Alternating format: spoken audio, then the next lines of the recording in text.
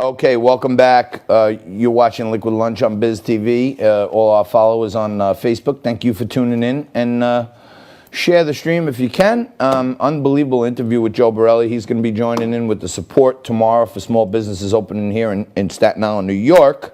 And our good friend joins us right now, Mindie Barnett. She's the founder of MB and Associates. They're a public relations firm. She also got us our friend yesterday, Lane Frank, from the Virtual 5 Cocktail Networking, which I appeared on a couple weeks back. Mindie, she's also the host of the Race for the Ring podcast, which I was also featured on. Apparently, no one wanted to race for my ring because I haven't heard from you, Mindie. So how is everything going with you? Everything's good. It's actually getting really busy. I'm very blessed to say that it really never slowed down, thankfully, for me. Some of my clients, unfortunately, were closed and put the PR efforts on hold temporarily just because of financial reasons. But then we picked up some others that got busy in the COVID-19 era, if you will.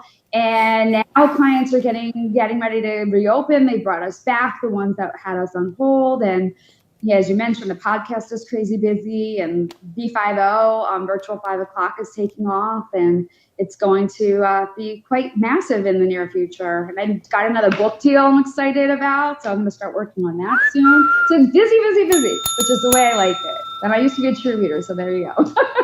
Wow.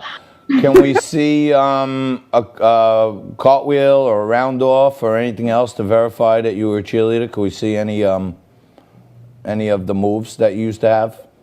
I don't think she could hear me. Mindie, if your daughter's translating, last time you were on, we were talking about dating, and we were talking about quarantine dating. Your podcast, Race for the Ring, is about what women are looking for in men. Anything good to report on that front? Any good stories that you're hearing about quarantine dating? I have. So I've been interviewing, we interview a variety of different types of guests, a lot of people who are looking for love, a lot of people have been lucky enough to find it, as well as experts in the space.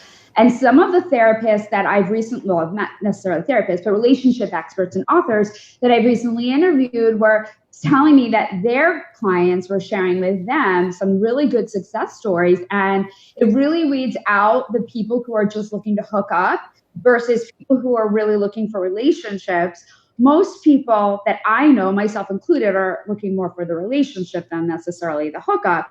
So this territory is faring very well for people like that. And there are a lot of really good success stories, people becoming really close virtually, and then, meeting for a quote social distancing scenario, maybe in a park or not necessarily coffee, but something al fresco, something along those lines. And they're becoming close. And I know there's people that have exchanged, not me, but there's people that have exchanged the I love you, synergy back and forth. And, people are planning, to move forward with their newfound partner. So it's nice. I'm in the hunt for a couple. I'd love to interview a guy and a girl, or two girls or two guys. It doesn't really matter, but a couple. That didn't sound good, Mindie. I don't know, Frank. You're the managing editor. She said she's looking for a couple. I think you just got to get your mind out of the gutter, John. I think it sounded fine. You did. I want to interview a couple that's found each other. I didn't know each other before the shutdown. Ah, that would be good. Yes.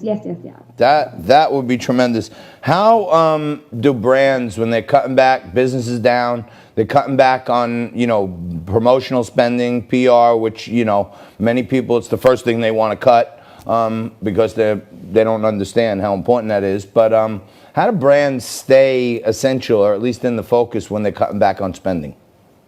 Well, it's especially important now more than ever. Whenever there's some sort of crisis situation, which this obviously was for businesses all over the globe, not just here in the U.S., it's really important to show your relevance and, reinforce to the consumer and your audience that you're good to, you're safe, you're good, you're there for them, and all of the above. So what we're working on with a lot of our clients and our brands that we represent is basically quote good stories to share. So if it's a doctor's office, for instance, we're conveying with the media, because the media is the messenger for the most part in the world of news, or in the world of PR, I should say, basically what they're doing internally to kind of change the day-to-day so that the patient or the client or whatever, whoever you're serving, is going to be and feel safe in those four walls and in their care. We're also working on, a lot of give back campaigns. If they're doing a reopening, like some restaurants that we work with,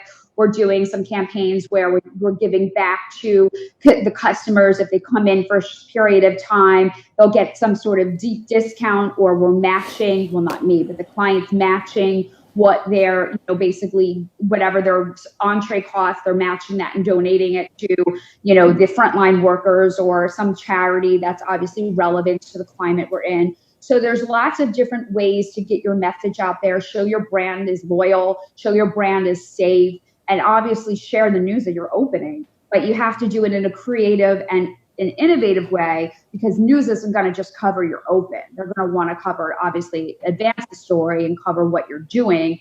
And then obviously weave in the fact that you're opening and when you're opening and things like that. For sure. It's important though. It's very, very important, especially now more than ever, to keep your brand relevant. And PR, in not just my opinion, because obviously this is my career, but it's the last thing that should cut. Unfortunately, like advertising, it's usually the first thing that gets cut when finances get tight. But, if folks are smart, they make sure they keep some wiggle room in budget, so how they are able to maintain that and they keep their brand relevant.